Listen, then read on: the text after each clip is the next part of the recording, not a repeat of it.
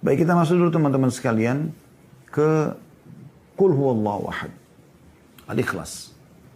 Al-Ikhlas ini cukup banyak hadisnya ya. Yang pertama hadis Mu'adz bin Anas al-Juhani radhiyallahu anhu. Beliau berkata bahwasanya Rasulullah SAW bersabda, "Man qara'a qul huwallahu ahad hatta yakhtimuha atau hatta yakhtimaha 10 marrat bunya lahu qasran fil jannah."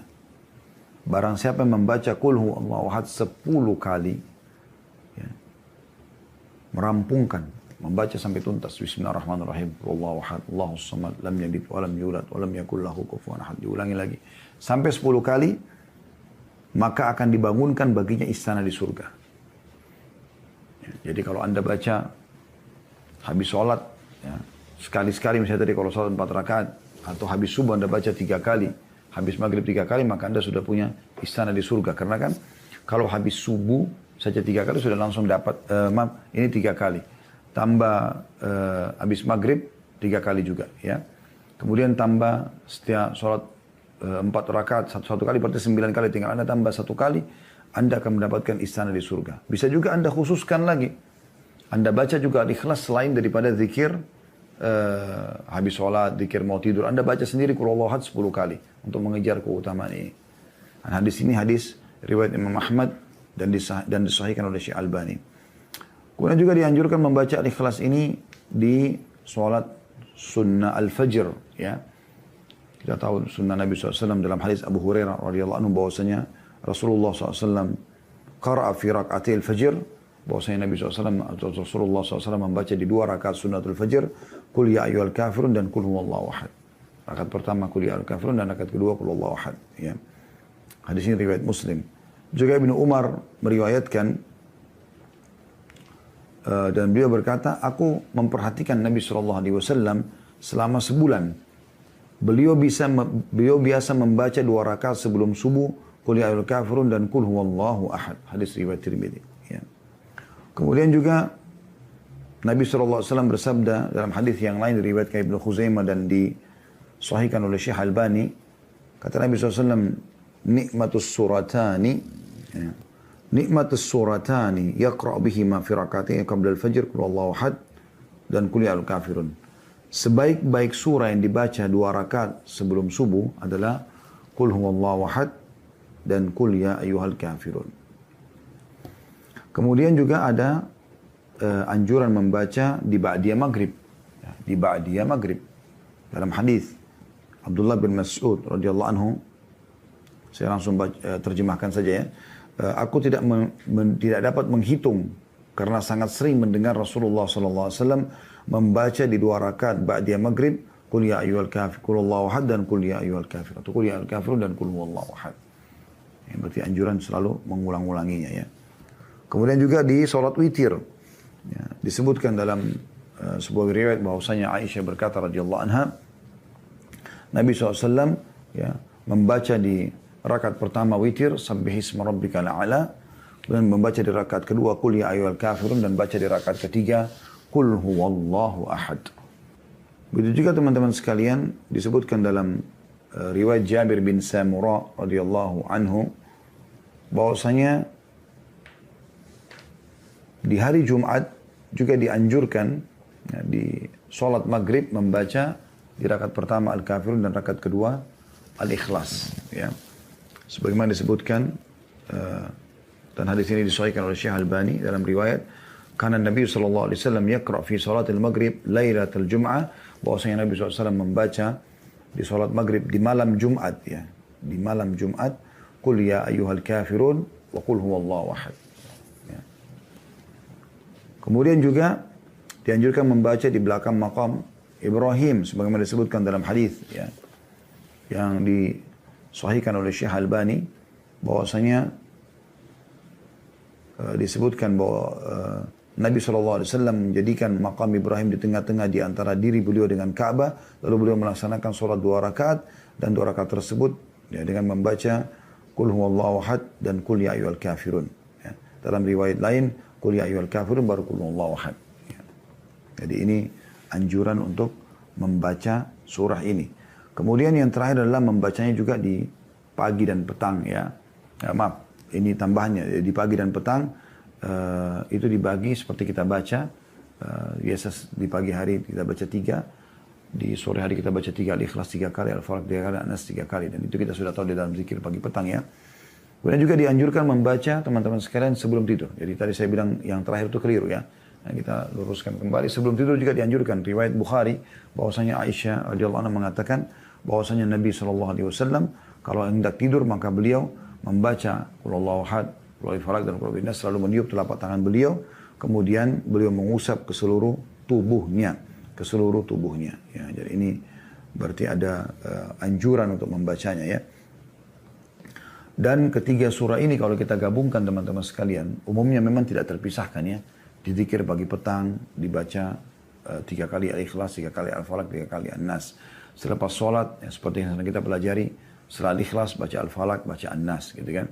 Pada saat mau tidur, baca juga Al-Ikhlas, Al-Falaq, An-Nas gitu kan. Kecuali dalam sholat tadi, kalau sholat tadi memang ada sudah kita sebutkan digabungkan antara Qul Huwal Kafirun dan Qul Huwallahu Ahad ya. Tapi di sini kalau 3 surah ini umumnya digabungkan ya. Dan memang Nabi SAW menjanjikan hal yang luar biasa kalau kita gabungkan ketiga surah ini dalam membacanya. Dalam sebuah hadis ya, yang diriwayatkan oleh Abu Daud, juga An-Nasai. Dan hadis ini disahihkan oleh Syekh Albani. Disebutkan bahwasanya Mu'adz bin Abdullah bin Hubaib dari bapaknya radhiyallahu anhu ajma'in, beliau mengatakan, kami pernah keluar di satu malam yang hujan deras. Saya langsung terjemahkan saja ya. Keluar mencari Rasulullah SAW untuk sholat bersama kami dan kami temukan beliau. Tapi tidak disebutkan di mana. Kemungkinan besar di luar rumah beliau SAW. Kemudian beliau tiba-tiba mengatakan kepada kami, bacalah. Maka aku pun, kata Abdullah, aku terdiam, aku tidak membaca. Ya. Karena tidak tahu harus baca apa. Abdullah bin Hubaib mengatakan. Lalu Nabi SAW ulangi kedua kali, bacalah. Aku juga terdiam. Ketiga kali, bacalah. Maka aku pun mengatakan, apa yang harus aku baca ya Rasulullah? Kata Nabi SAW, Qul huwallahu ahad. Ya. Qul a'udhu birabbil falaq dan Qul a'udhu birabbin nas. Ketika sore dan ketika pagi sebanyak 3 kali. Maka ayat-ayat ini akan mencukupimu atau menjagamu dari segala keburukan. Jadi artinya dengan membaca 3 kali di pagi hari dan 3 kali di sore hari. Ya. Ini juga termasuk karena habis sholat kan juga kita baca ya. Maka akan diselamatkan dan dipenuhi segala kebutuhan. Jadi diberikan semua kebaikan-kebaikan dari rezeki dan juga diselamatkan dari segala mara bahaya. Ya. Dan ini penting untuk digarisbawahi teman-teman sekalian ya, agar jangan sampai luput dari kita ya. Begitu juga kita sudah tahu tadi saya sampaikan hadis Bukhari. Aisyah mengatakan kalau Nabi SAW mau tidur beliau tidak bicara. Lalu beliau mengucapkan atau membaca Al-Ikhlas 3 kali, Al-Falaq 3 kali, An-Nas 3 kali. Meniup telapak tangan lalu mengusap seluruh tubuh yang beliau bisa jangkau ya, sebagaimana disebutkan dalam hadis Bukhari ya. Dan ini juga digajikan oleh para ulama pegangan tentang masalah ruqyah syariah ya. Jadi kalau Anda merasa sering mimpi buruk, sering merinding kalau dengar ayat atau mendengar azan, malas beribadah, Anda baca ketiga surah ini, tiup telapak tangan lalu usap ke tubuh Anda. Ya, kalau Anda merasa terganggu, nggak enak, merinding di sisi kanan, sisi kiri, sisi kanan ya, maka Anda bacain dan usapkan ke tubuh. Insya Allah ini akan sangat bermanfaat sebagaimana Nabi SAW praktikin pada saat mau tidur ya. Kemudian juga Nabi SAW menganjurkan sekali untuk diulangi habis sholat sebagaimana tadi sudah kita bilang ya. Dan juga dianjurkan dibaca pada saat sholat-sholat yang sudah kita sebutkan tadi. Ya, ini menandakan memang surah ini sangat penting. Dan dalam riwayat sahih dikatakan bahwasanya Nabi SAW ya, beliau selalu minta berlindung kepada Allah SWT dari segala macam keburukan sampai turunnya 2 surah Al-Ikhlas, Al-Falaq sama An-Nas.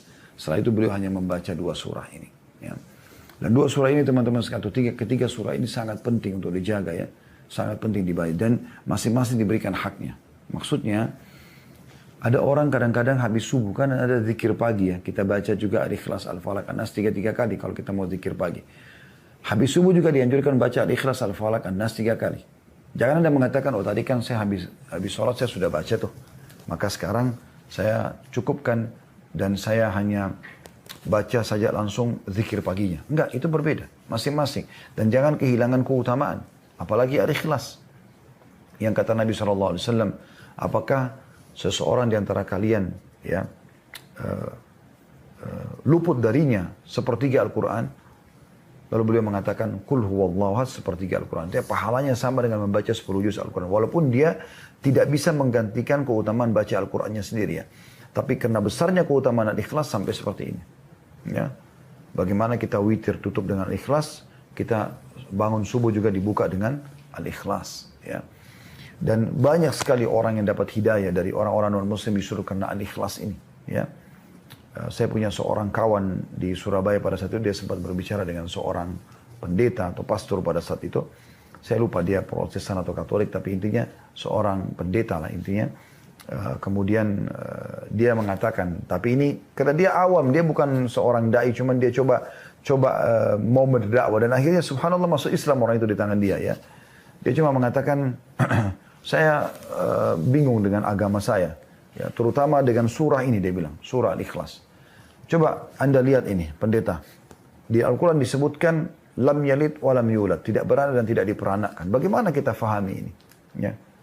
Bagaimana Anda memahami dalam agama Anda? Maka awalnya si pendeta mengatakan, ya memang agama kamu nggak benar begini dan begitu, gitu kan. Jadi jauh itu, beda, tidak seperti itu pemahamannya.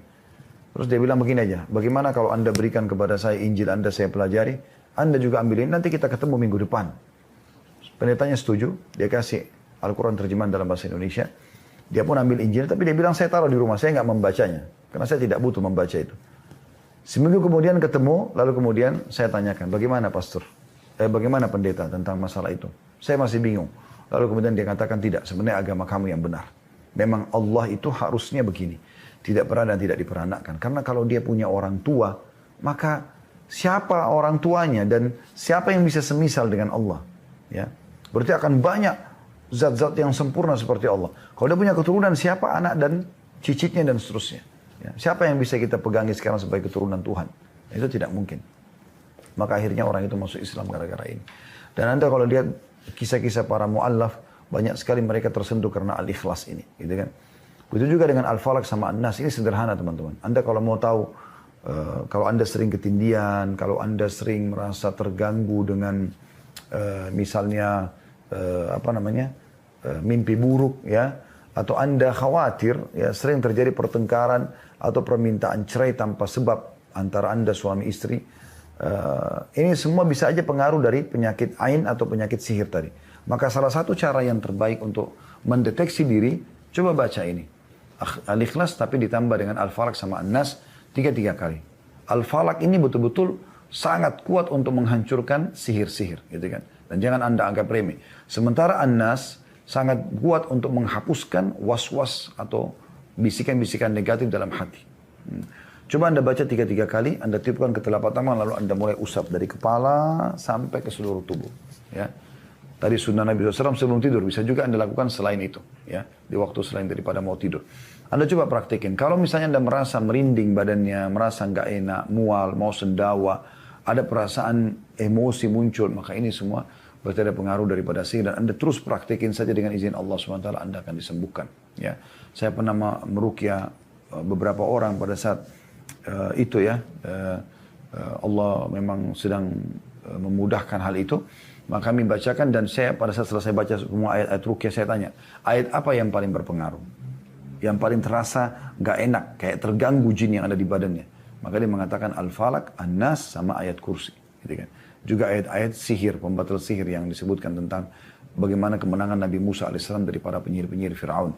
Tapi Al-Falaq itu kuat sekali teman-teman sekalian. Ya. Tanamkan ini pada anak-anak, selalu bacakan. Gitu kan. Saya pun kadang-kadang kalau pulang dari luar, kemudian bawa anak-anak, ini sebelum masa pandemi ya, pandemi alhamdulillah kita lebih banyak di rumah. Tapi sebelumnya kadang-kadang kalau keluar, sempat saya pernah keluar ke mall satu waktu, bersama anak-anak kecil-kecil, Masya Allah. Allah berikan mereka kelebihan, paras wajah, warna kulit. Pulang gelisah anak-anak. Istri saya sempat mengatakan, ada apa ini? Kenapa kok seperti ini? Saya cuma bacakan Al-Ikhlas, Al-Falaq, An-Nas. Saya tambahkan ayat kursi teman-teman. Lalu saya usap, tiupkan tubuh mereka, lalu saya usapkan. Masya Allah, tabarakallah, habis itu selesai. Semuanya kembali ceria seperti biasa gitu ya. Kita tidak tahu kapan orang hasad, iri kepada kita ya. Oleh karena itu, jangan dianggap remeh surah-surah seperti ini. Ini penting sekali untuk selalu dijaga ya. Untuk selalu dijaga.